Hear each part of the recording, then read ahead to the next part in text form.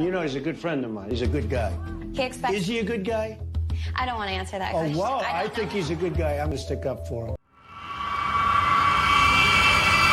Sean Diddy Combs, accused of grooming, coercion, and trafficking, is in the middle of one of the most damning trials in celebrity history. And yet, word on the street, Donald Trump might be warming up that presidential pardon pen. Let's talk about what it would mean if Trump pardons Diddy and how this play, if it happens, could explode into one of the most cynical election strategies in modern history. Let's get one thing straight. Presidents have been pardoning controversial figures forever. It's a constitutional power, but it's also a mirror, and what it reflects about each administration is chilling. Bill Clinton pardoned financier Mark Rich, a billionaire who had fled the country to avoid prosecution for tax evasion and illegal oil deals. And Joe Biden, despite promising he'd never intervene, he issued a full, unconditional pardon to his son, Hunter Biden, in December 2024. That pardon covered every federal offense between 2014 and 2024. Tax charges, gun charges, everything. A stunning reversal that shocked even his own supporters. And now, all eyes are on whether Diddy joins that VIP list. But let's pause, because there's another name that proves just how far Trump is willing to go. Yes, Trump reportedly leaned on diplomatic channels to get Andrew Tate out of Romanian custody and back onto U.S. soil. And surprise, he and Trump have exchanged mutual praise ever since. Tate even bragged about Trump being the only one who didn't abandon him. And here's where it gets twisted. Andrew Tate and Diddy are two sides of the same coin. Both flaunt lavish lifestyles, engage in power-driven manipulation, and face serious accusations of grooming and trafficking.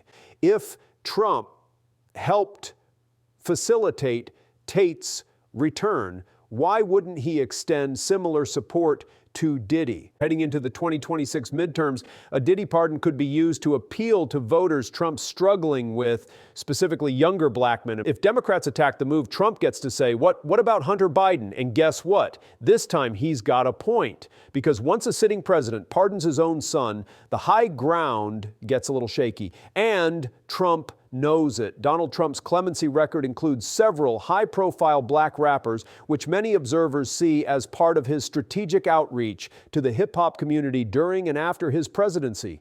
Most notably, Trump granted a full pardon to Lil Wayne in January 2021, just before leaving office. Wayne had pleaded guilty to a federal gun charge and faced up to 10 years in prison.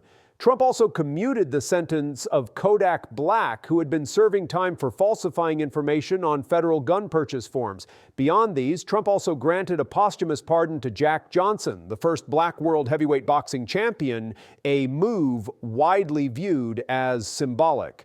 While these acts were promoted as gestures of justice reform, critics argued they were politically motivated. Pardoning Diddy would send a strategic signal to young voters, particularly black men and entertainment fans who feel disillusioned with the political system.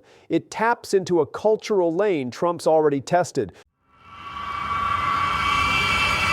This wouldn't be the first time these two have been in the same room. Trump and Diddy have a long and public history. Diddy once appeared on The Apprentice, and in the early 2000s, they were often photographed together at charity galas and A-list parties. In a resurfaced 2004 interview with MTV, Diddy said of Trump, "He's a marketing genius. He knows how to create a brand. No question." Trump returned the love in a 2005 Howard Stern appearance, calling Diddy a brilliant businessman. Fast forward to now, according to a May 2025 report, sources close to Diddy's legal team have confirmed that he's actively seeking a pardon from Donald Trump should he be convicted. This is still speculative, and of course, no pardon request can be granted until a final legal judgment is made. Diddy's trial is ongoing, and he is presumed innocent until proven guilty. But that hasn't stopped his team from planning ahead, and that should tell you everything about how this power game is being played. So if Diddy is convicted and Trump steps in with a pardon, don't call it compassion. Call it what it is: campaign strategy.